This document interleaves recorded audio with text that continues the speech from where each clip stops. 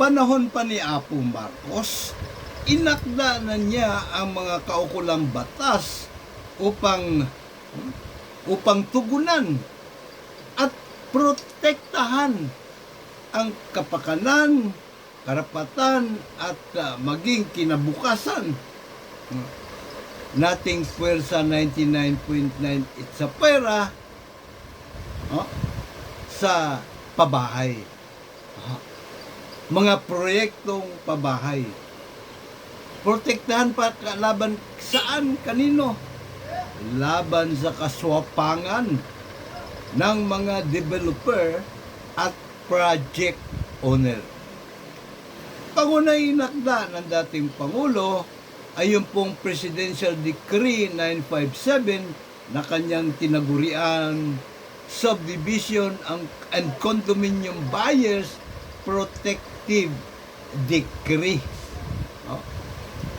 Ang Batas Pambansa 2020 at ang ito ang pinakabago na po ito, hindi na panahon ni Pangulong Marcos, ito pong Republic Act 9904. Magna Carta for Homeowners and Homeowners Association.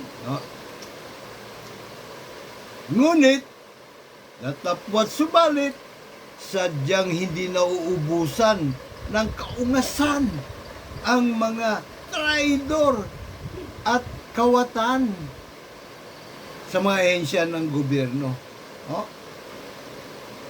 Ang siste, andi din ang supply ng kanilang mga kaungasang kaisipan para paikutan ang mga batas ng mga kawani sa gobyerno, katulad halimbawa diyan sa DHSUD.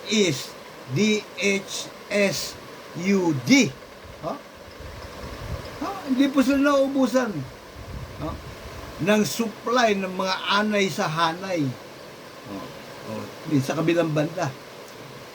Sa panig naman po ng mga Homeowners Association, sa komunidad ng mga Homeowners Association, hindi rin po unlimited din po ang supply ng mga anay sa hanay ng mga homeowners. Dahil sa konting buto-buto, sa konting momo, hindi lang kapakanan ng kanilang mga kapwa homeowners na kanilang ibinebenta, pati kapakanan ng sarili po nila at sarili nilang pamilya. Dahil sa konting kwarta.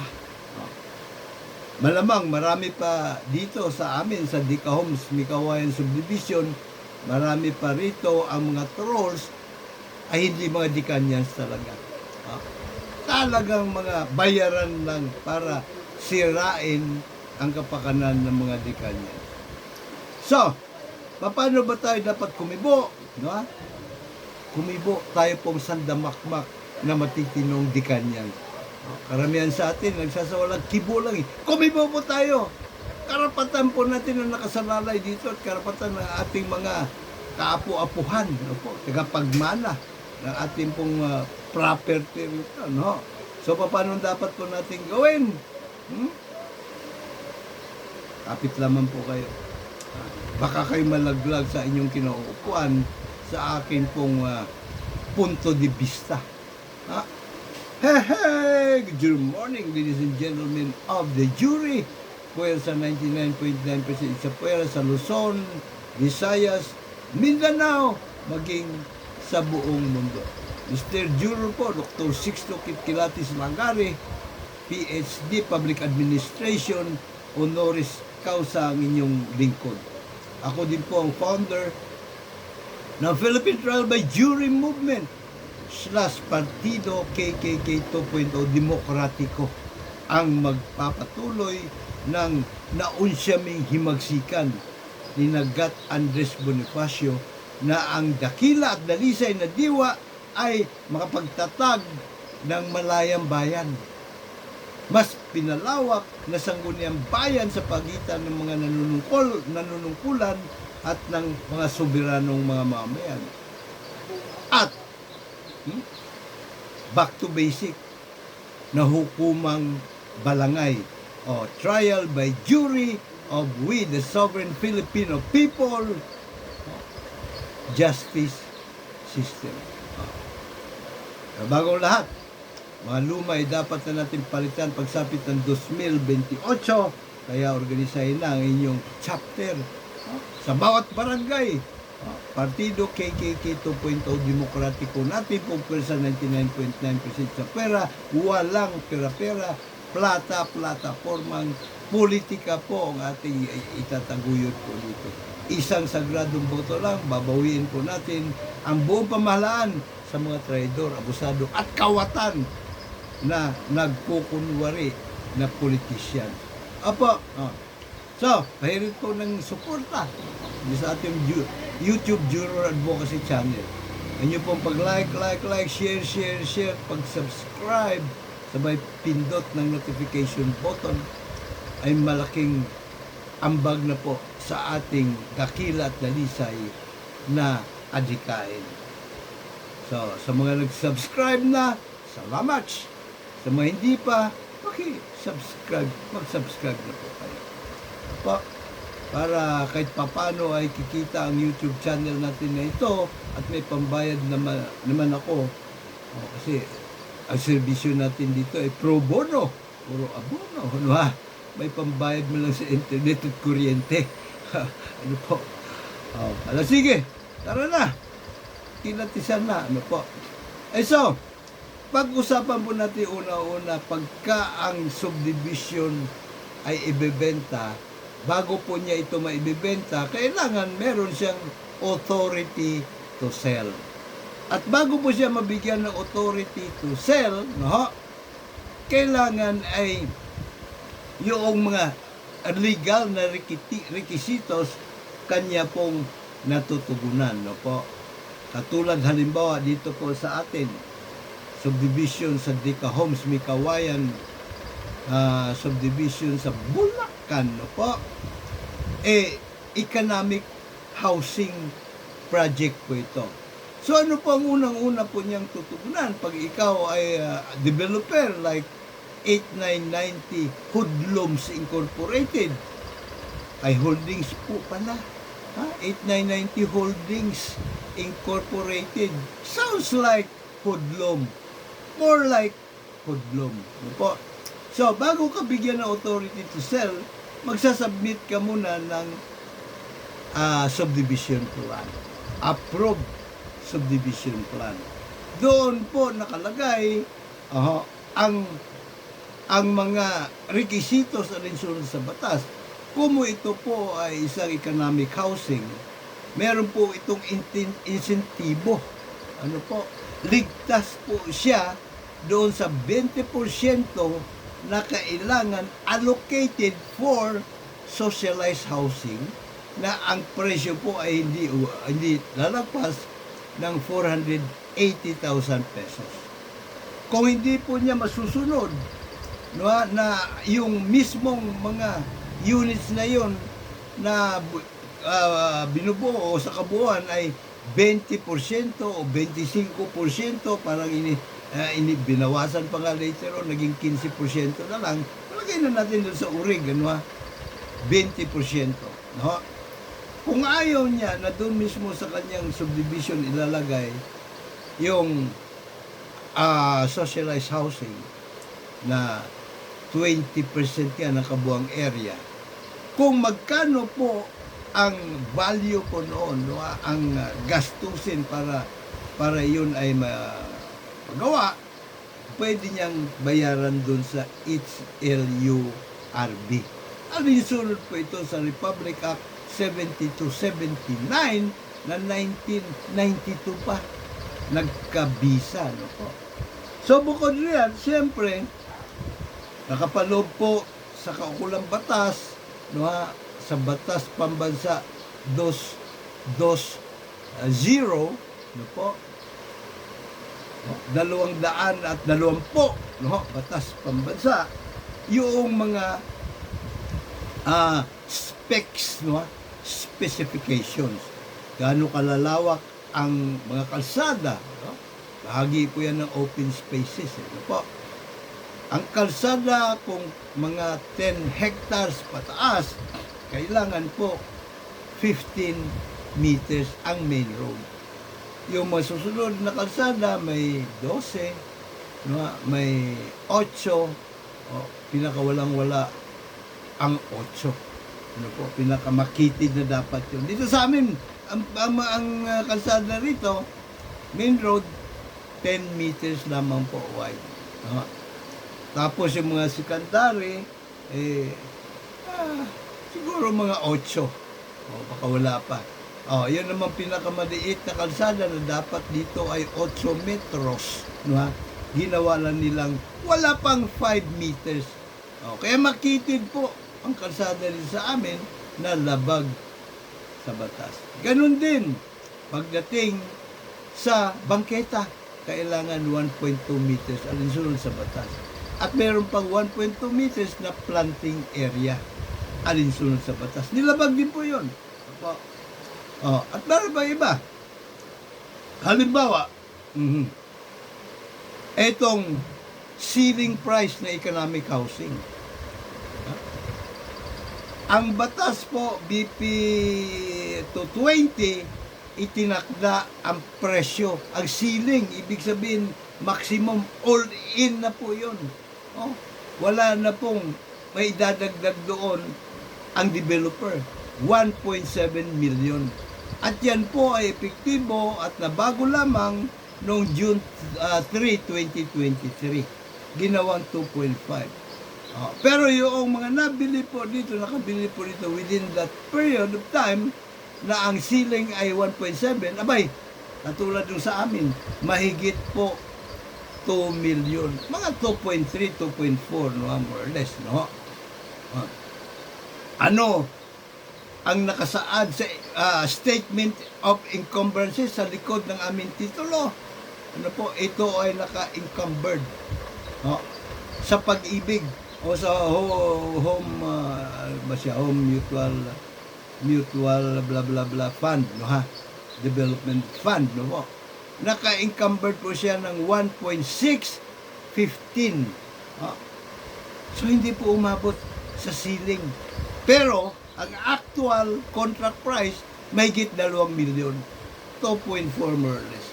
Sipin mo yung panggugulang na ginawa ng talaga magulang ito. Hoodlums nga talaga, hindi holdings ito eh.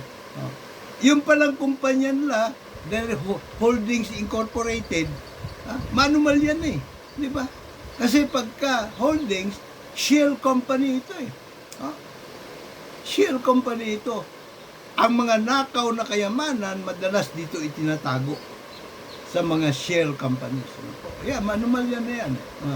Pati yan niimbestiga ng Kongreso at Senado. Pinararating na natin sa kanila, matagal na. Ayan, si Coco Pimentel, senador pa. Pinarating ko na impormasyon na ganito sa kanila. At sa lahat sa kanila. Ini-email ko. Walang nangyayari. Bakit? Kasabwat ba sila? Sa pangungurakot sa kaban ng bayan? Well, lumulutan na yun talagang may sabwatan sa pagitan ng mga lahat na buong gobyerno, sindikato, ang birang pati sa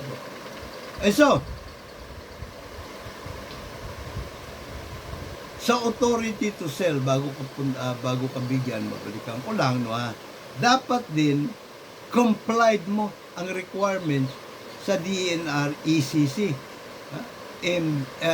Environmental Compliance Certificate, at kasama doon yung wastewater management, no, system, facility.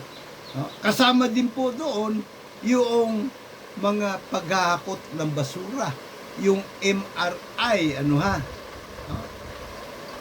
MRI materials, MRF yata, materials recovery facility, yung mga segregation ng mga nabubulok at mga hindi nabubulok, no, kasama din yun doon, no, na dapat complied with the developer bago siya bigyan ng authority to sell. Meron ding pagkakataon, no, na para naman wag masyadong magkandalugi-lugi ang mga developer, pinagbibigyan na sila, no, ng kumbaga ay advance authority to sell. No, pero may pasubali, natugunan nila ang mga dapat tugunan. Kasi sabihin nila, ano pa lamang po ito, ano, pre-development period pa lamang po ito. So, minsan binibigyan na sila ng authority to sell, pre-development period pa lang, ano ha? So, ibig sabihin, hindi pa nila na isa sa katuparan, na isa sa gawa, yung mga kinakailangan po mga pasilidad. Ano po? At hindi po nila po pwedeng baguhin yung pong approved subdivision plan. Pero isang na-discovery namin sa pag-uusap doon sa Provincial Environmental Natural Resources Office, no, sa Giginto, Bulacan, no po, yung pong elevated water tank, no, ng poso, deep well water na supply dito sa amin, no po, dapat hindi ito, walang katabi ito na mga unit. Dapat ito ay nakapwesto doon sa gawi ng pinaka-plaza sa phase 1, no po. Sa naroon yung basketball court, yung clubhouse, at yung pong opisina ng PMO, na nagkukunwari, napapanggap na Homeowners Association ng DECA. Dapat doon po ito nakalagay. Kasi na-corner po yung engineer ng DECA, nung nandun kami, nag-uusap-usap, hinanap ko yung approved subdivision plan, ay nagkataon naman dala niya, hindi niya na naitanggi. So sabi ko, pakihanap mo nga riyan kung saan nakapwesto sa approved subdivision plan ang elevated water tank. Tinuro niya dito sa area na to kung saan naroon yung basketball court, yung pinaka recreational facility ng phase 1, no po. So ito manumalya, mas lalo namang maanumalya, ito pong tubig poso na isinusupply dito sa amin sa DECA. Ang dami na namin nagkakasakit dito sa balat dahil sa marumi, ang tubig, maamoy, mabaho, ano po, hindi naiinom. International right po yan ng bawat mamamayan. Ang access to safe, potable drinking water. Ano po? At nakapaloob sa Batas Pambansa 220 na kapag meron pong public water utility sa lugar kung saan naroon yung subdivision, obligado na kumonekta ang subdivision doon sa public water utility. Ano po? 2019 pa po, meron na rito Bulacan Bulk. Nawasa po ito. Ginastusan ng gobyerno ng bilyon-bilyon. No po? Bilyones. Although ito ay build, operate, transfer na ang proponent ay ang San Miguel Corporation. No po? So meron na supply. Ganun pa man, sipin mo, kung sa magkanong dahilan nakakuha ng water permit ito pong BP Water, ano po, sa National Water Resources Board. Bakit siya nakakuha ng permit? Sa magkanong dahilan, no, sapagkat 2004 pa lang, totally banned na po ang deep well drilling and groundwater extraction sa Mikawayan along with 7 other areas. Dahil critical area po ito. Ang pinakamatindi po na banta rito kapag sinipsip mo ng sinipsip, yung pong tubig sa ilalim ng lupa ay guguho. Magkakaroon ng, kumbaga, kuweba sa ilalim ng lupa, wala nang laman, wala nang, kumbaga, hindi na siya stable. So, pwedeng malaki ang posibilidad na biglang lang gumuho. So, hindi po natin alam kung saang area, saang phase, saang block dito sa DECA ang may malaking deposito ng tubig At pag nasip-sip ng lahat yan, kawawa yung nakatira dun sa mga units na yun. Ano po ba? Kaya pinagbawal na. Pero nakakuha pa rin sila ng water permit. At alam nyo kung saan nila ipinaskill yung pong notice na kumbaga nag-a-apply ang BP Water Works ng otoridad ng prangkesa kumbaga na mag-supply diyan sa Deca Homes Mikawayan Subdivision ng tubig poso. So, yung pong abiso na yung anunsyo para kung meron pong kukontra, abay agad siya makipag-ugnayan sa National Water Resources Board at sabihin niya kung ano pong kanyang mga kadahilanan. Pero, hindi po ipinaskil dito sa clubhouse ng Deca Homes Subdivision. Doon po nila ipinaskil sa bulletin board ng barangay sa Loisoy. So doon pa lang may elemento na ng panluloko. Elemento ng panggagago. Ano po? At, sa panomalya, nagkaroon po ng Memorandum of Agreement sa pagitan ng HUAD na Deca Homes Homeowners Association at ng BP Waterworks. Ano po? Illegal din po yung kanilang MOA. Bakit ho kanyo? Unang-una, illegal siya dahil kahit may MOA pa sila, kahit sabihin pa nila na potable na iinom ang tubig dito, safe, bawal nga eh. Diba? 2004 pa. Bawal na ang deep well drilling and groundwater extraction sa Mikawayan at ibang area. Ang pwede lang dito na gumamit ng groundwater ay yung pong ospital at ang bumbero. Pero hindi siya yung primary source. Kung hindi, backup lamang po. Malinaw ang batas ukol diyan. Sa magkanong dahilan, abay, panahon ni Digong nangyari ang mga bagay-bagay niyan dito eh. Itong sa pagkakaalam namin na may-ari, isa sa may-ari rito, ang mga may-ari rito ay si Villar, si Gloria Macapal Arroyo at si Noli Di Castro. Yun ang pagkakaalam namin. Hindi lang sa Deca Homes Subdivision, sa lahat ng Deca Homes sa buong bansa. Ano po? So, malakas sila kay Digong. Sila yung mga sanggandikit ni Digong. Di ba? Unitives ng panahon ni Digong. Ano po? So, wala kami magagawa kahit na may katuwiran pa kami. Pumunta po ako kami ng mga concerned di Kanyan sa opisina ng Mikawayan Water District kay General Manager, nakalimutan ko ng pangalan. Po. Naka-video recorded po yung aming mga panayam doon. At naguhugas kamay po ang General Manager. Wala daw sa kanyang kapangyarihan na tuldukan, na sagkaan ang illegal na operation dito ng BP Waterworks. Hindi po totoo yun eh. Bakit kanyo? Sa jurisprudence, nagkaroon ng kaso po ang Mega Holdings Corporation sa Giginto, Bulacan, at ang nagsampa po ng kaso ay yun pong Giginto Water District.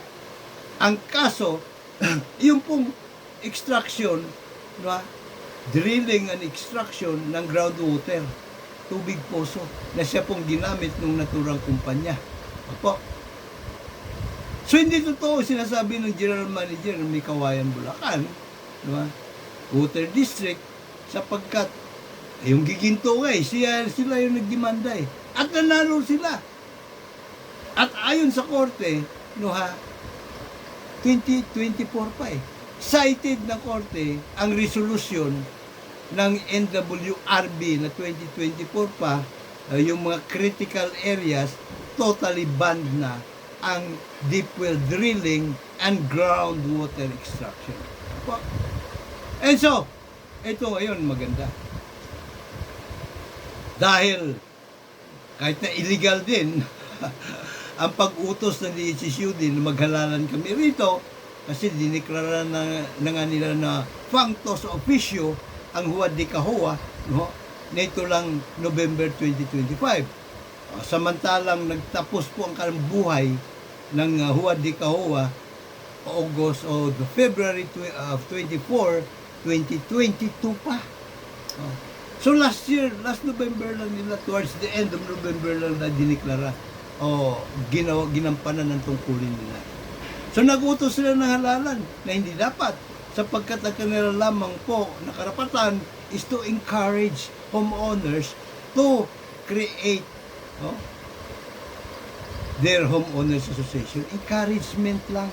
Sila inutusan kami. O hindi ba naman mga ungas, di ba? Mga rantatado. Well, anyway, natuloy yung halalan.